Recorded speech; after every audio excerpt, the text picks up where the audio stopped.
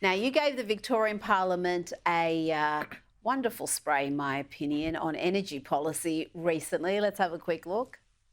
Even worse than Labor getting dragged along by the Greens is the coalition getting dragged along by Labor. Everything that Labor does, they do to try and scare the coalition into doing stuff. They did it with the fracking ban. So coal seam gas was banned rather ridiculously. It was put into our constitution to ban it. What an absolutely ridiculous thing. Pretty decent effort there, David. You had to go at the Greens, Labor and the Liberals there. But you are right, because that's in our constitution now. That insanity is in the constitution. And we've got this absurd situation of having gas shortages in a state sitting on hundreds of years of gas reserves. Yeah, I mean, the government's driving us into the dark. We've had successive governments institute these policies that have restricted the amount of energy technologies that are available to us, like nuclear technology, like coal seam gas, these other technologies. And now we're in a situation where the government's complaining that we've got gas shortages. It's absolutely crazy. We need to keep the lights on.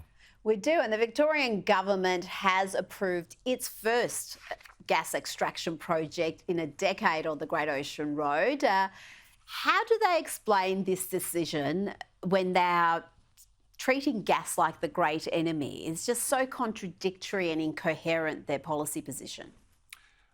It's not as contradictory as what it first appears. Like when they're doing the gas bans in the houses, my opinion is that they're actually doing that to restrict consumption because they're worried about shortages. That's why they're approving this. There is no high capacity renewables that will happen without gas backup. They need the gas backup both for industry and for power. Realities come home to them.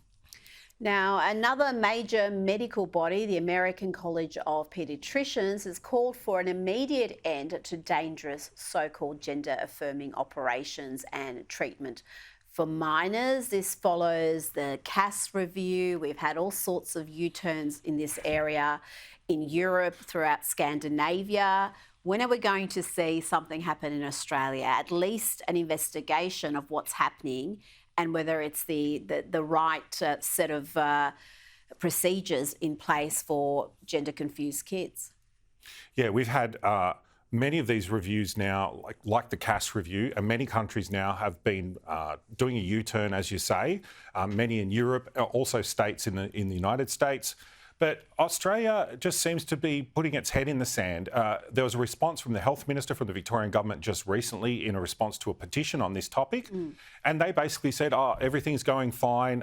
They even talked about the CAS review as, increasing disinformation. What? Yeah, our governments, they've been captured by these activists. They have to face reality that what's happening is being questioned, and we need to look at it much more seriously and stop looking at this medicine as something that, isn't serious. It's very serious what they're doing here. And the interesting thing about what they said in the US was they were also referring to social transitioning, which is not medically involved, but it's also, as was pointed out in the CAS review, is a serious active intervention that needs to be considered carefully. And in Victoria, we don't do that.